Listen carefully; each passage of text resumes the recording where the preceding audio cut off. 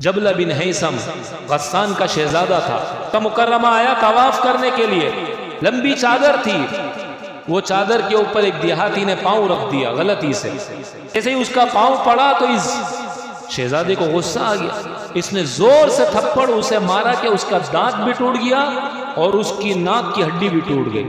دیہاتی حضرت عمر بن خطاب رضی اللہ تعالیٰ عنہ کے پاس آیا اور کہنے لگا، عمر تمہاری موجودگی میں، تمہاری حکومت میں میرے ساتھ یہ معاملہ ہوا۔ عمر نے کہا کس نے کیا؟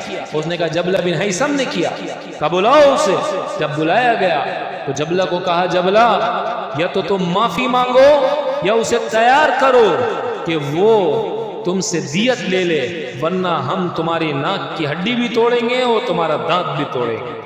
اس نے کہا میں شہزادہ ہوں، میں بادشاہ ہوں، آپ کیسے یہ کام کر سکتے ہو؟